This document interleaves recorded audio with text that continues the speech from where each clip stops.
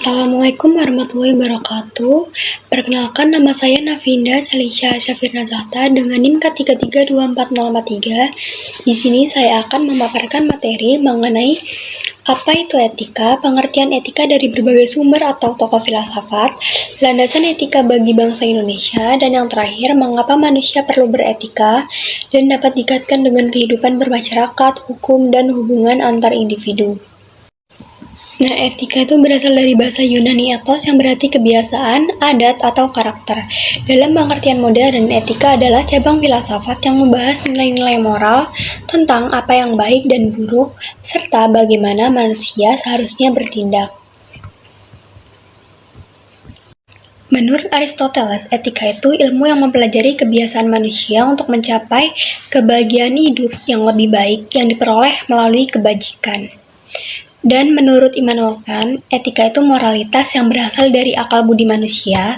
Manusia bertindak berdasarkan kewajiban moral yang universal, bukan karena dorongan emosional atau keuntungan pribadi. Lalu menurut Socrates, etika itu berkaitan dengan pengetahuan. Menurutnya, orang berbuat buruk karena tidak tahu mana yang baik. Jadi, mengetahui yang baik adalah kunci untuk bertindak etis. Dan yang terakhir, menurut Franz Magnus Suseno, etika itu refleksi kritis dan rasional tentang moralitas, bukan sekedar aturan atau norma, tapi usaha untuk memahami dan mengevaluasi alasan dibalik suatu tindakan. Nah, ada pula jenis-jenis etika, diantaranya yang pertama itu etika deskriptif. Etika deskriptif itu etika yang mempelajari moralitas sebagaimana adanya tanpa menghakimi apa yang dianggap baik ataupun buruk oleh masyarakat. Dan yang kedua ada etika normatif. Etika normatif itu etika yang menganalisis tindakan manusia berdasarkan prinsip-prinsip moral, apa yang seharusnya dilakukan. Dan yang terakhir ada etika terapan, yaitu menerapkan prinsip etis dalam situasi konkret seperti etika bisnis, etika lingkungan, atau bioetika. Nah, selanjutnya itu ada landasan etika bagi bangsa Indonesia.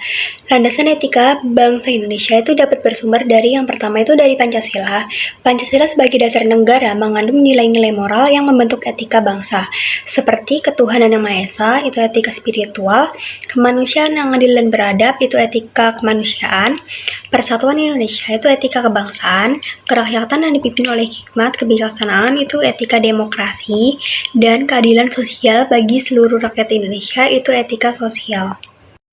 Selanjutnya juga bisa bersumber dari Undang-Undang Dasar 1945.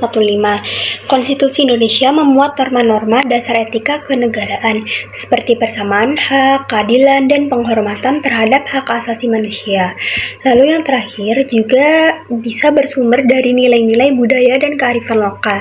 Bangsa Indonesia kaya akan nilai-nilai etis dari berbagai adat dan tradisi seperti gotong royong, rukun, toleransi, dan sopan santun. Dan yang terakhir, mengapa sih manusia itu perlu beretika? Karena manusia itu makhluk sosial yang artinya manusia itu nggak bisa hidup sendirian, tapi selalu berinteraksi dengan banyak orang. Dalam kehidupan bersama dibutuhkan aturan agar terciptanya ketertiban, keamanan, dan keharmonisan. Etika itu menjadi pedoman dalam bersikap dan bertindak agar tidak merugikan satu sama lain dan tetap menjaga kebersamaan bersama. Contohnya itu kayak sopan santun dalam berbicara, menghargai pendapat orang lain, dan tidak mencampuri urusan pribadi orang secara berlebihan. Dan etika itu bisa menjadi dasar pembentukan hukum. Etika dan hukum itu saling berkaitan. Banyak hukum dibuat berdasarkan nilai-nilai etika yang berkembang di masyarakat. Namun, tidak semua yang etis itu diatur dalam hukum.